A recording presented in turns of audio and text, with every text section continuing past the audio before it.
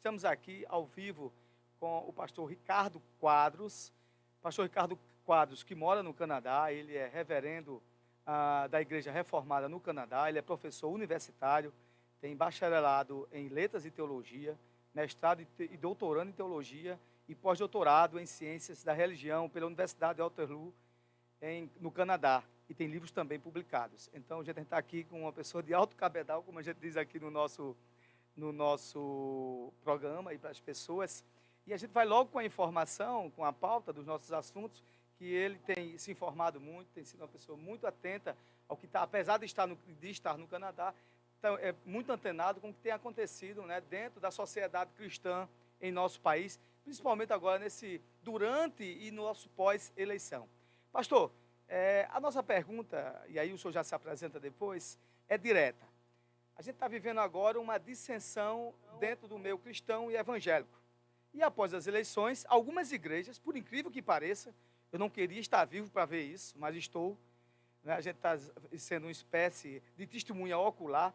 As igrejas anularam convites, estão anulando convites para aqueles artistas, cantores, né, que tiveram um pronunciamento de esquerda, ou seja, porque não é nem de esquerda, é porque eles disseram, não vou votar nesse candidato, vou votar no outro candidato, né?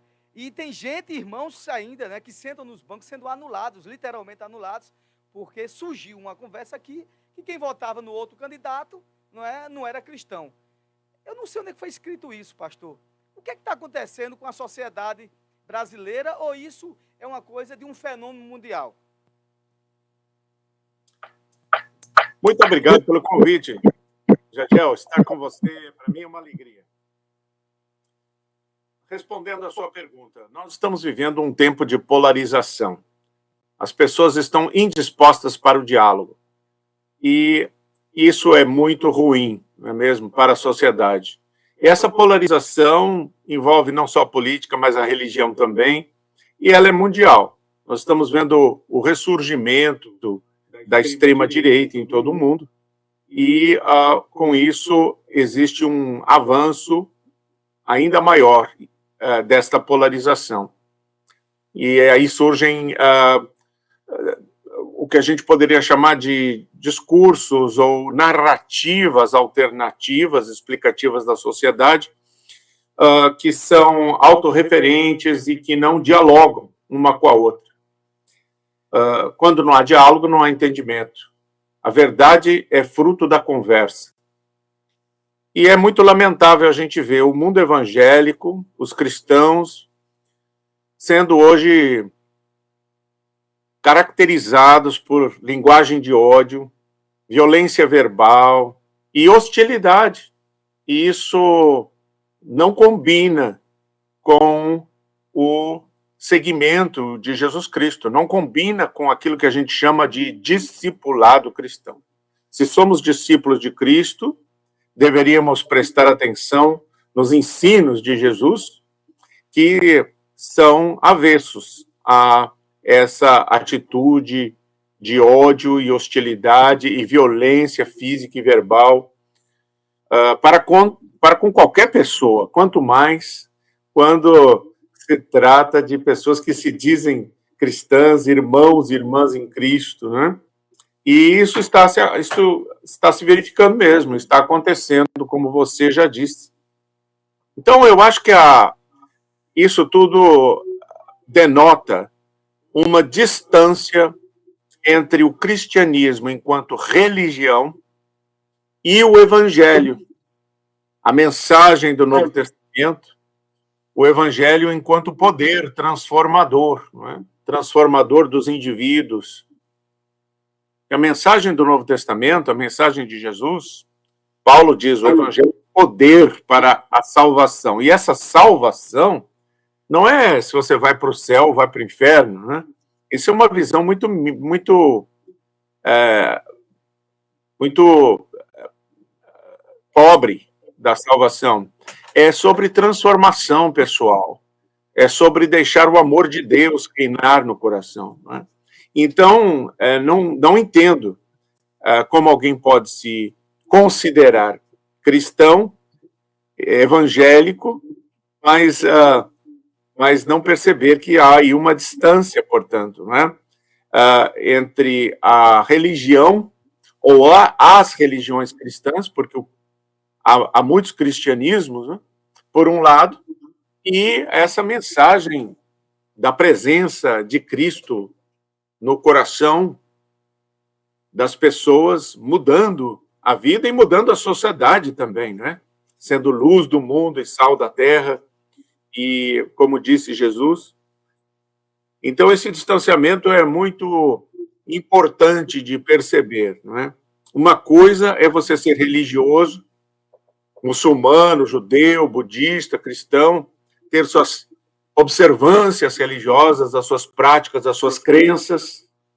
Outra coisa é você ser templo do Espírito Santo e viver no amor de Deus, né? Praticando o bem, vivendo com compaixão, como ensinou Jesus.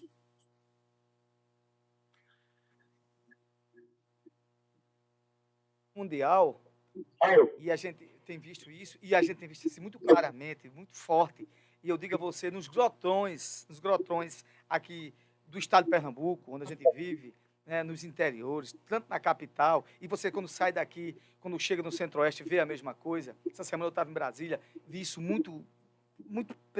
uma tensão tremenda em achar que você está do lado errado e não tem conversa, não tem diálogo, é muito acirrado, como aqui nossa amiga Tássia Fernandes está falando aqui, nossa amiga de bancada. Existe algum líder disso? Isso foi plantado ou simplesmente surgiu da cabeça das pessoas? E tem um linguajar aqui, reverendo, muito interessante. Quando você quer ler uma coisa de trás para frente e quer ter outra interpretação, você diz assim, ele está lendo na língua bambrosiana. É um ditado popular. Eu acho que... Aí um dia desse eu estava com alguns irmãos da igreja e digo, olha, o Evangelho de Cristo está sendo lido na língua bambrosiana, de trás para frente, porque vocês estão pregando tudo ao contrário.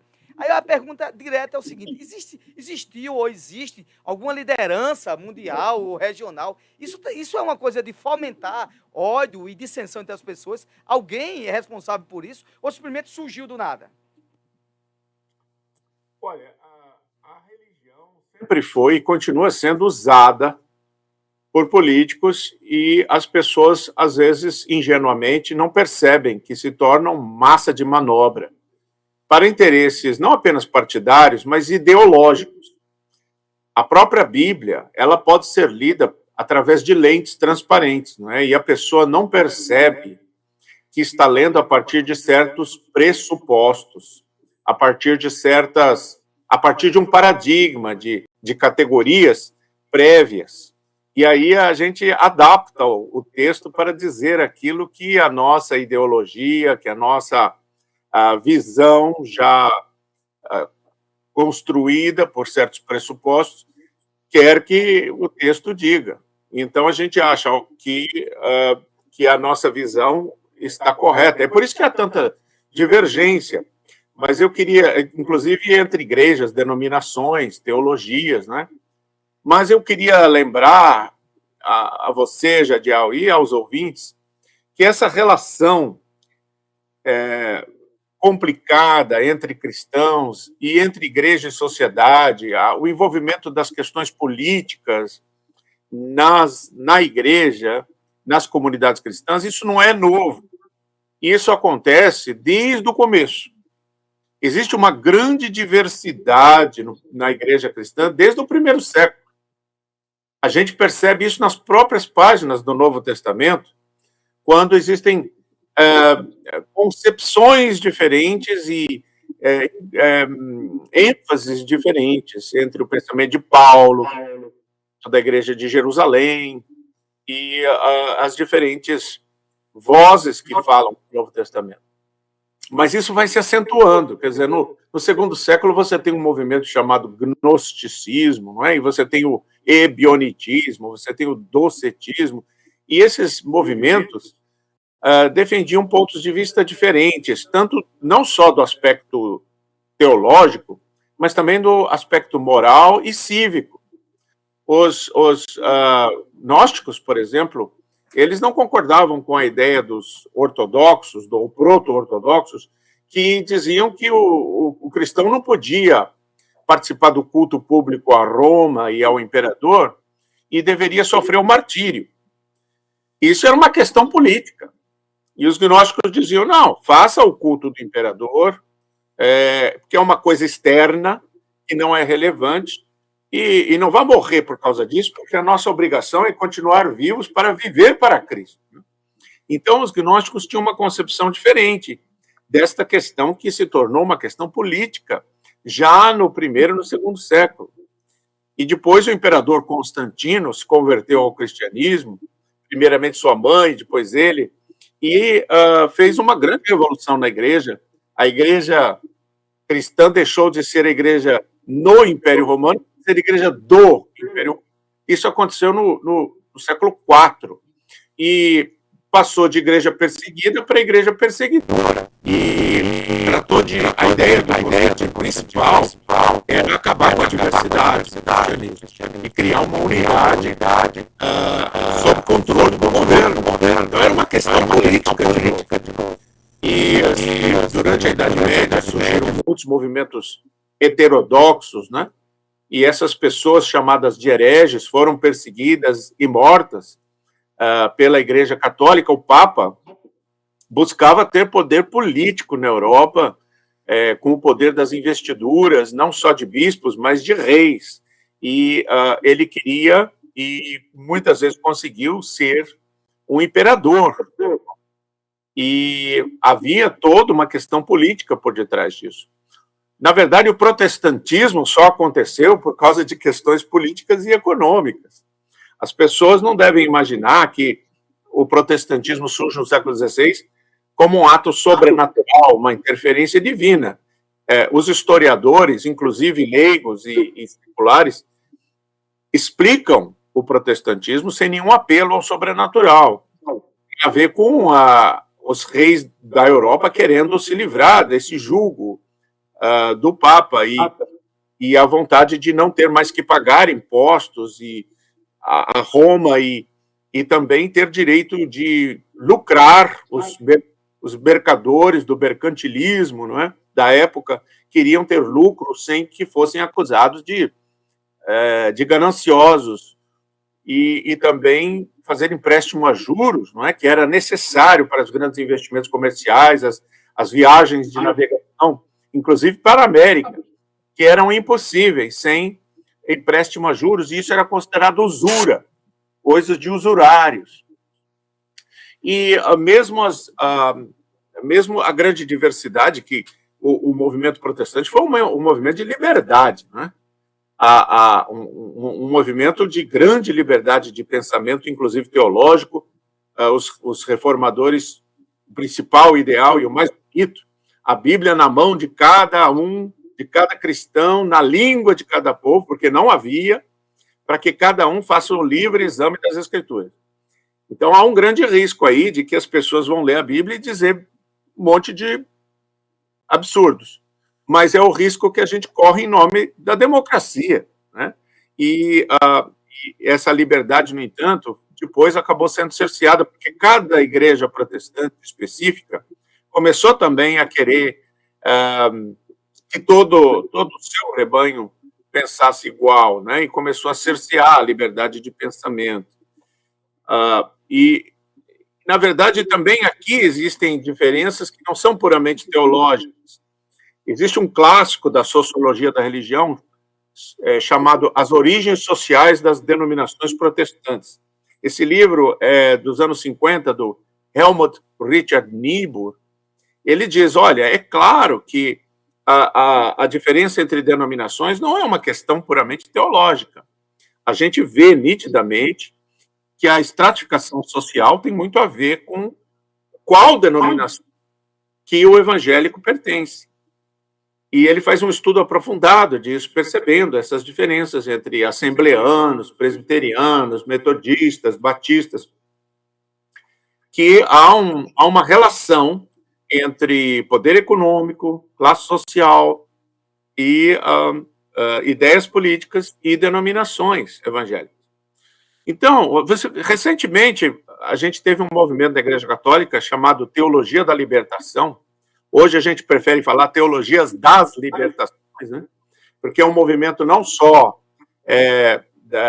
contra a injustiça social, mas é também um movimento contra a misoginia, em defesa da emancipação da mulher e também contra o racismo, não é? Muito fortemente nos Estados Unidos surgiu a teologia negra, Black Theology, contra o problema da segregação racial e das injustiças promovidas por pensamentos de supremacia branca nos Estados Unidos. Então, tudo isso é teologia, e a Igreja Católica mesmo se tornou dividida entre ideias que visavam, que entendiam que era esse o papel da Igreja, e outros que eram super conservadores, e nós temos exemplos no Brasil também de movimentos muito conservadores, como a Opus Dei, a TFP, Tradição, Família e Propriedade, e outros movimentos católicos, né, ultraconservadores, que achavam que a agenda da Igreja deveria ser justamente preservar as velhas tradicionais, a gente chama isso de tradicionalismo, né, de uma sociedade supostamente melhor que existiu no passado, quando a mulher sabia qual era o seu lugar, né? Quando o pobre respeitava o rico e não reclamava. Essa é a ideia dos tradicionalistas, né? Alguns até são monarquistas, porque tem essa ilusão, não é? De que houve um tempo dourado no passado onde a sociedade vivia melhor. E a pergunta é, melhor para quem? Mas, inclusive, o lema do Donald Trump, apoiado por muitos evangélicos nos Estados Unidos, era Make America Great Again.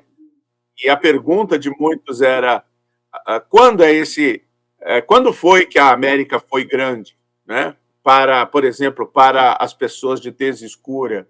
Quando que a América foi grande para as mulheres? Será que foi no século XIX ou foi nos anos 50, no pós-guerra, quando ainda havia segregação racial nos Estados Unidos?